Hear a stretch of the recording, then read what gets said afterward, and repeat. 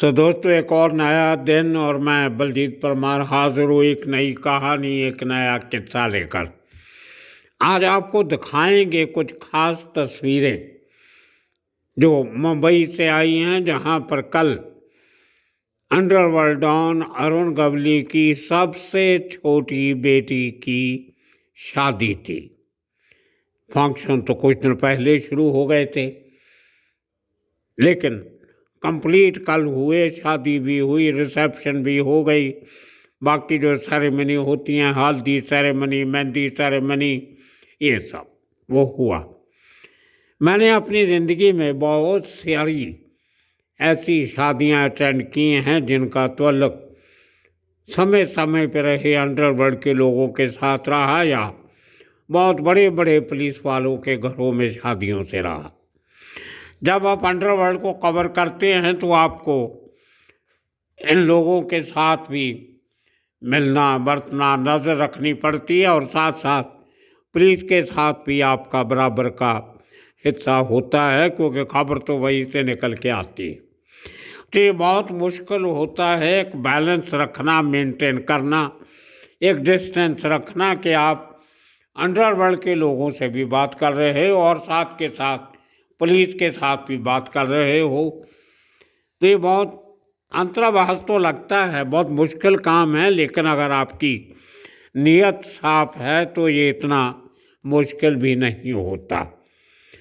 मैंने अपने करियर में अंडरवर्ल्ड कवर करते करते करीम लाला के परिवार में कुछ शादियां अटेंड की, एक से ज़्यादा।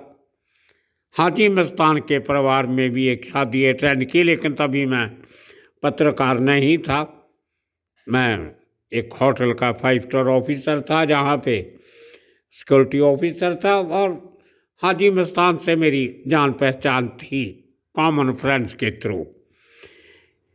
उसके बाद दुबई में दाऊद इब्राहिम के छोटे भाई की शादी में भी सद्दा मिला, मैं गया, वो भी शादी अटेंड की, लेकिन मैंने कभी भी किसी अंडरवर्ल्ड की शादी का जिक्र अपनी रिपोर्ट में नहीं किया।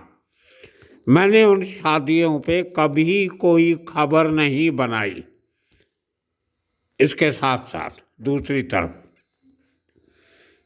बड़े आला अफसर पुलिस के, उस जमाने के जो क्राइम ब्रांच के मुखी थे अरविंद नामदार, उनकी बेटी की शादी CCI स्टेडियम में हुई, वो मैंने अटेंड की।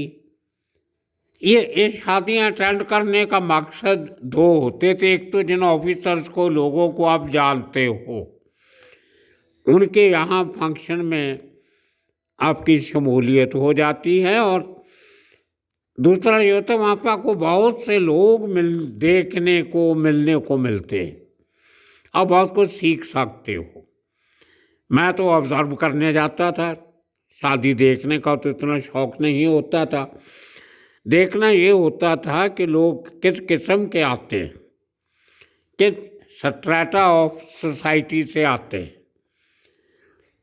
वो लोग किस किस्म के कपड़े पहनते हैं, क्या करते हैं, किस किस्म का दिखावा करते हैं, आमने सामने होते हैं तो किस किस्म से मुस्कुराते हैं, और उसके बाद किस किस्म का मुंह बनाते हैं, और कैसे कैसे लोग अपने आप को ट्रीट करते हैं, जो दूसरे को ट्रीट करते हैं, बिहेव करते हैं, और उन पार्टियों में किस तरह का दिखावा होता है, कितनी हकीकत होती है, कितना अफसाना होता है। और वहाँ पे बेगानी शादी में अब्दुल्ला कैसे दीवाना होता है, ये सब देखने के लिए मेरी आदत थी, मैं देखने जाता था। साथ के साथ एक उन लोगों से एक राब्ता, रिश्ता बना रहता था जो लोग आपको शादी में बुलाते हैं। बिना बुलाए मैं कभी किसी की शादी में आज तक नहीं गया। अंडरवर्ल्ड की बहुत सारी शादियां अटेंड की, बहुत लोगों के नाम भी भूल गया मैं। वर्दा राजन के गैंग के कुछ लोगों की शादियां उन दिनों में हुई, वो भी अटेंड की। छोटा राजन की शादी का भी बड़ा अजीब किस्सा। दुबई में छोटा राजन की शादी हो जाती है, और उसके बाद अफवाह फैलती है कि छोटा राजन ने मुसलमान बन के दुबई में मुस्लिम धर्म अख्तियार करके शादी कर ली। ये खबरें छप भी गई थी अखबारों में, जो हमारे ज़माने के पुराने लोग हैं उनको याद होगा। मुझे बड़ी अजीब बात लगी। मैं छोटा राजन को जानता था अच्छी तरह मैंने, और मैंने सोचा ये बात हो नहीं सकती, क्योंकि छोटा राजन भी हिंदू है, उसकी पत्नी भी हिंदू है, तो मुसलमान बनने की नौबत क्या थी। और दुबई सरकार कभी ऐसा करती नहीं कि हमारे यहाँ शादी करो तो मुसलमान बन के करनी पड़ेगी। तो मैंने एक मैसेज भेजा छोटा राजन को। तभी SMS, व्हाट्सएप मैसेज वो वगैरह हुआ नहीं करते थे, मोबाइल फ़ोन भी नहीं थे, लैंडलाइन फ़ोन हुआ करते थे, और बहुत से टेलीफोन पे ISD की फैसिलिटी भी नहीं होती थी, इंटरनेशनल ट्रंक कॉल की। STD लोकल होती थी, हम अखबारों से कर लेते थे। तो मेरे मित्र हुआ करते थे रॉयटर्स न्यूज़ एजेंसी में, मिस्टर देवबरम, बहुत सीनियर लेवल पे थे। अभी कुछ दिन पहले उनके और साथियों के फ़ोन भी आए। तो मेरे ऑफिस से रॉयटर्स का ऑफिस 2 बिल्डिंग की दूरी पे था। मतलब मैं अपने दफ्तर से पहले माले से, पहले फ्लोर से सीढ़ियाँ निकल उतर के उनके ऑफिस जाऊं तो 1.5-2 मिनट का समय लगता था। तो मुझे पता लगा, तो मैं वहाँ गया। उनके रॉयटर्स इंटरनेशनल न्यूज़ एजेंसी है, करोड़ों का खर्चा, आमदन खर्च उनका, इतना बड़ा सेटअप। उनको कोई फ़र्क नहीं पड़ता था कि उनके किसी फ़ोन से आप दुनिया के किसी कोने में बात कर लो। मैं उनके लिए बहुत से काम भी करता था, तो उनके जो ब्यूरो चीफ थे वो और बाकी स्टाफ सब जानते थे लोग। तो मैं वहाँ गया। वहाँ से जाके मैंने जब छोटा राजन के बात करने की कोशिश की तो उसका कोई अता पता नहीं, शादी हुई थी, कहाँ मिलेगा। तो मैंने दाऊद इब्राहिम के ऑफिस में फ़ोन लगा लिया। कहा यार ये बात मालूम पड़ी है कि छोटा राजन ने मुस्लिम धर्म अख्तियार करके शादी कर ली, निकाह कर लिया, शादी नहीं की। तो उन्होंने कहा, हंसने लगे लोग। अब दाऊद इब्राहिम भी ऑफिस में नहीं था। उनका जो फ़ोन उठाता था आदमी अब्दुल्ला, उससे मेरी बात हुई। अब्दुल्ला बोला ये बात सही नहीं है। मैंने कहा यार एक काम करना, जब दाऊद इब्राहिम ऑफिस में आ जाएं तो मेरी एक बार बात करवा देना। मैं अभी ऑफिस जा रहा हूँ, 5-10 मिनट के बाद आप बात करवा देना जब भी आएँ। तो उनके लिए मेरे ऑफिस में मेरे साथ बात करनी आसान थी, क्योंकि बाहर से फ़ोन आता था तो हमारे बोर्ड की जो लाइन थी, PBX बोर्ड होता था, वहाँ पे आ जाती। तकरीबन आधे पौने घंटे के बाद दाऊद इब्राहिम का फ़ोन आता। हाँ जी बताइए, आपने मैसेज छोड़ा था, क्या बात थी। तो मैंने कहा ऐसे ऐसे पता चला कि छोटा राजन ने ऐसे ऐसे शादी की है। वो हंसने लगे। मैं आपको उसकी शादी की फ़ोटो भेजता हूँ, वो अपने आप देख लेना कि वो मुस्लिम धर्म की शादी है या हिंदू धर्म की शादी। और दोस्तों, अरे अपने किसी आदमी को उन्होंने उस ज़माने में जो फैक्स सिस्टम था, ये था वो था, कोई कोरियर सिस्टम क्या किया। अगले दिन सुबह मुझे नेक्स्ट डे मॉर्निंग वो तस्वीर मिल गई जिसमें छोटा राजन और उसकी पत्नी सुजाता, उनकी वो शादी की फ़ोटो थी जो दुबई में हुई थी। उसमें टिपिकल महाराष्ट्रियन स्टाइल में वो दो कानों के तरफ लड़ी लटकाई हुई गोल टोपी और सब पूरा जो महाराष्ट्रियन रीति रिवाज होता है उसके हिसाब से वो शादी की फ़ोटो भेजी। उसी दिन मैंने अपने अखबार में फ़ोटो छापी और वो स्टोरी हिट हो गई, क्योंकि लोग तो कहते थे छोटा राजन मुस्लिम बन गया, लेकिन मैंने वो फ़ोटो छाप दी मियाँ बीवी की। वो वही फ़ोटो है जो आज तक इंटरनेट पे घूम रही है, छोटा राजन की और उसकी पत्नी की शादी की फ़ोटो। अगर आप जाके देखो तो वही फ़ोटो है जो मैंने सबसे पहले शाया की थी। खैर, बात शादियों की चल रही थी, तो मैंने अरविंद नामदार साहब की बेटी की शादी अटेंड की। उसके बाद अमरजीत सिंह सामरा, उनके बेटे की शादी चंडीगढ़ थी। हम लोग काफ़ी लोग मुंबई से आए, शादी में शामिल हुए। उसके बाद के.एल. प्रसाद बहुत सीनियर IPS अफसर थे, क्राइम ब्रांच में भी रहे, ADG रैंक में, DG रैंक में रिटायर हुए। उनके बेटे की शादी वहाँ भी गए। ये सब लोग मेरे बच्चों की शादी में भी आए।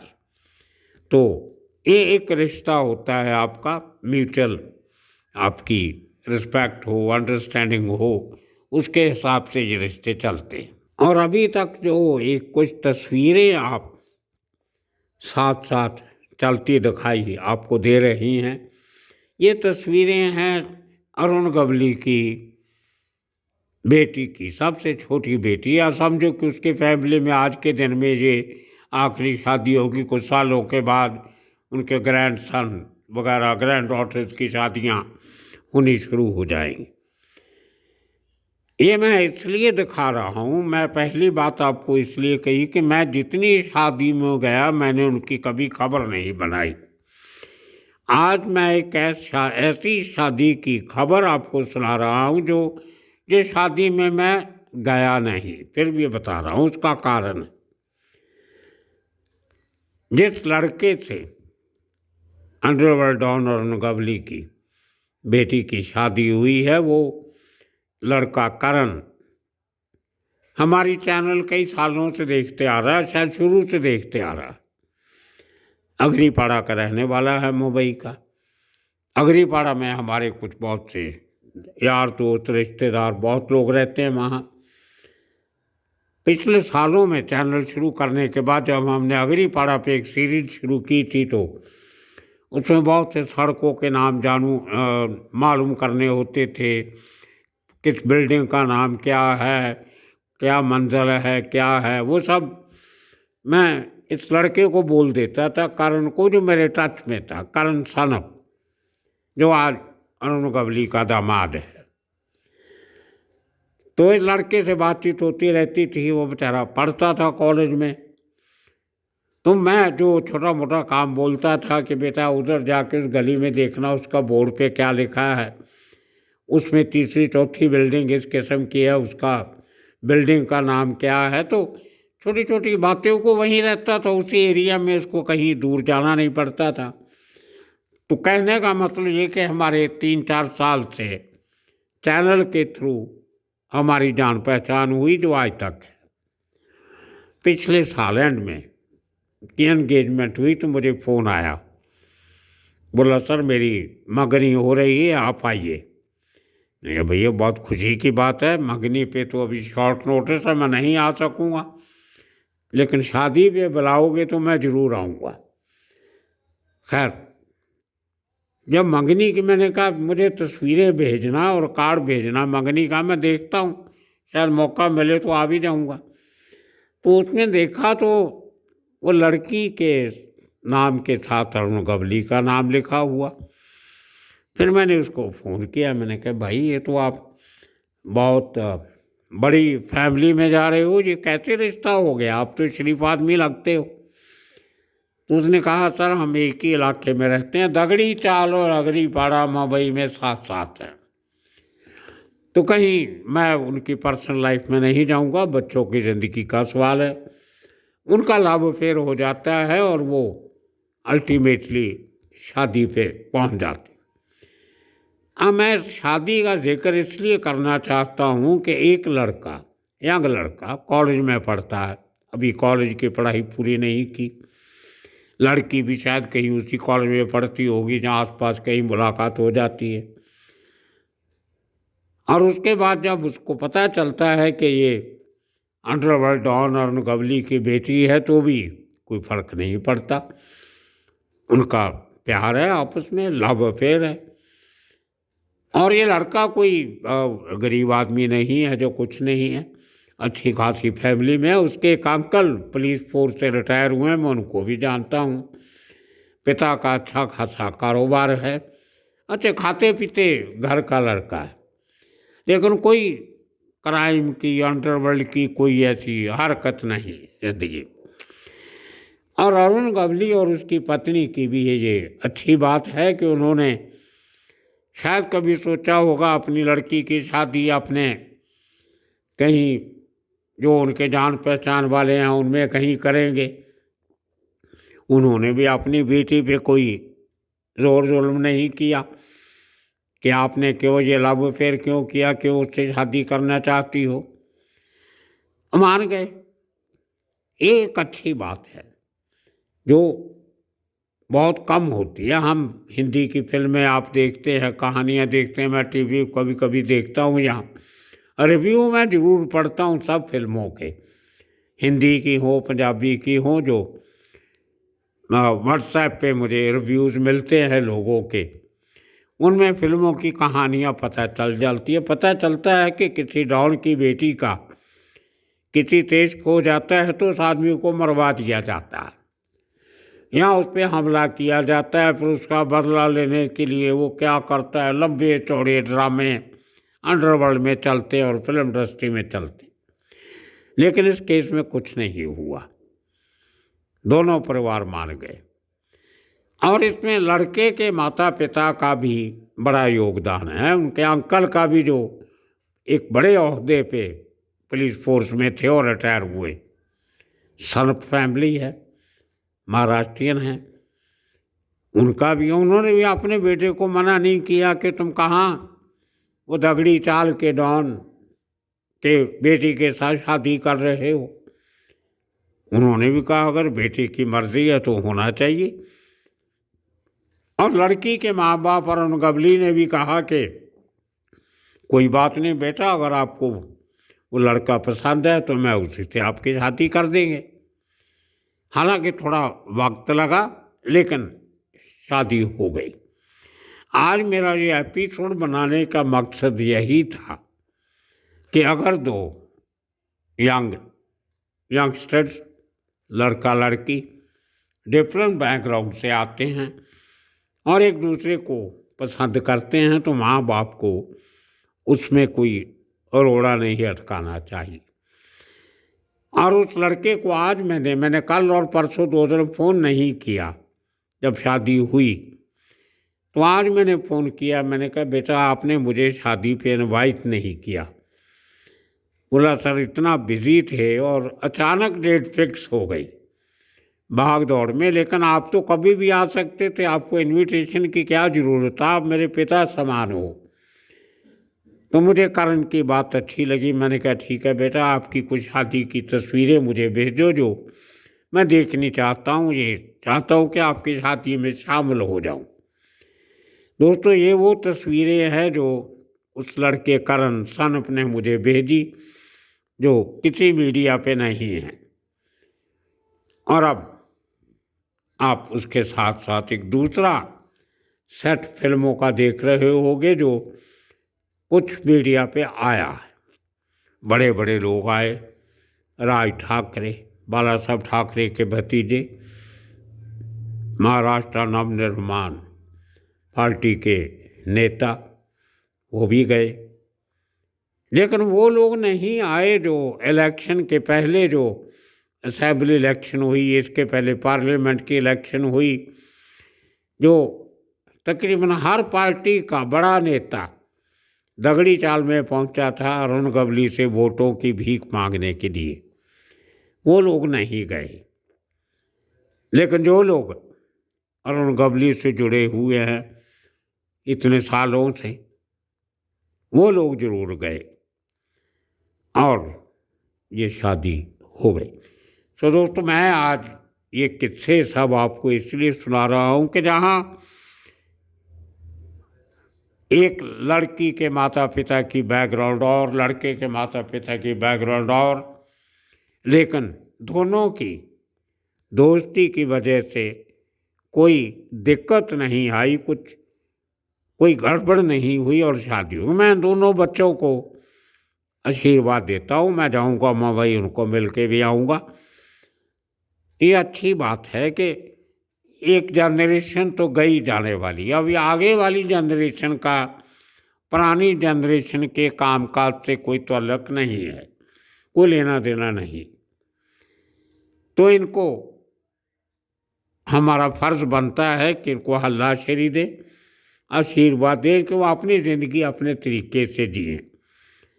जो पुराना ज़माने में हुआ, उनके बाप दादा ने किया, उसको भूल जाना चाहिए। तो मेरी इन दोनों के एक बार फिर बधाई हो, और करण का एक बार फिर शुक्रिया, उसने वो तस्वीरें जो कहीं नहीं थी वो हमारी चैनल को भेजी, और हम आपके साथ शेयर करने इस खुशी में शामिल होना चाहते हैं। तो आप सबका बहुत बहुत शुक्रिया, धन्यवाद।